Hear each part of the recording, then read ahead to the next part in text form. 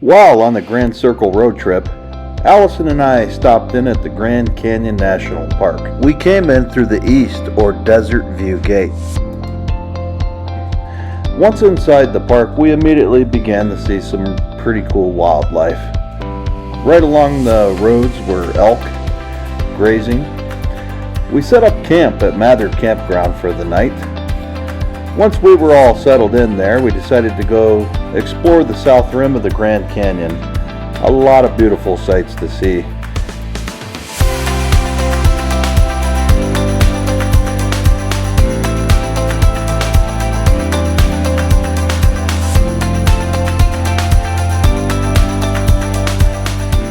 While I'm no wildlife expert, it appears that there's a big horned sheep down below there.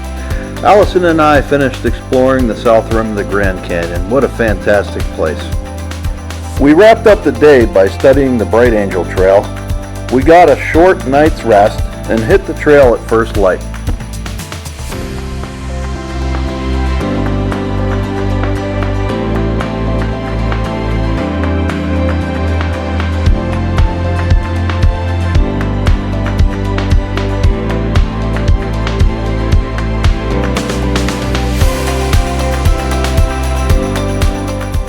This trail can be incredibly difficult depending on the weather, your physical fitness, and access to water.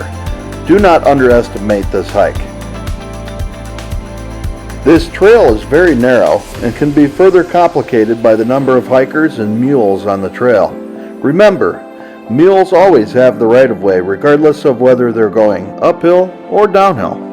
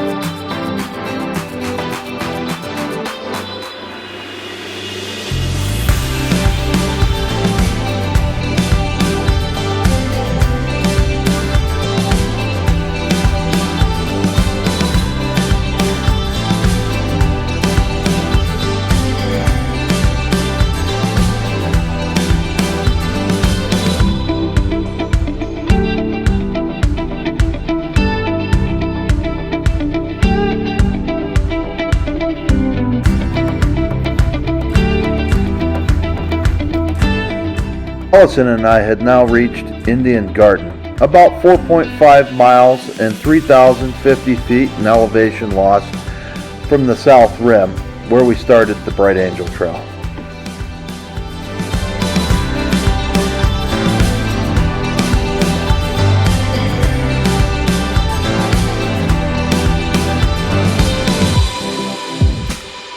We took a much-needed lunch break in the cottonwood trees, where we watched a young deer drink out of the river there. We decided that Allison would start making her way back up the hill and that I would go another 1.5 miles further to Plateau Point.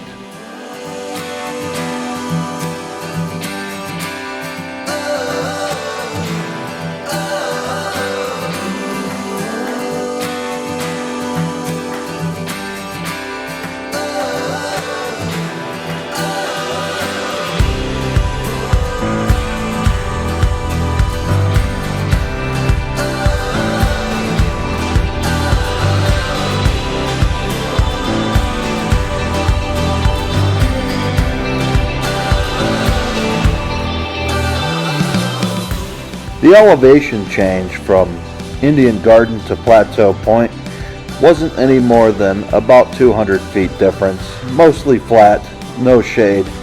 Be prepared for the sun out here. Here we are at Plateau Point, about 6 miles and 3,244 feet of elevation loss from the south rim where the Bright Angel Trail starts. Definitely, it's worth the hike. The view of the Colorado here is fantastic.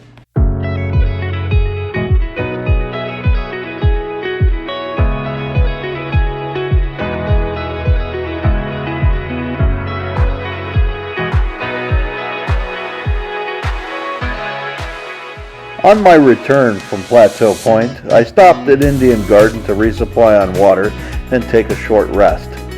I noticed that it was 110 degrees out. I began to make my way up to the 3 Mile House. That would be my next rest place. This is where I found Allison and many others seeking shelter in the shade. To be honest, both Allison and I had experienced some symptoms of heat exhaustion. We took rest where we needed to and drank plenty of fluids and took our time coming up. All in all, it was a 12-mile day for me and a 9-mile day for Allison. We were exhausted. What a sight to behold, though. Definitely worth it.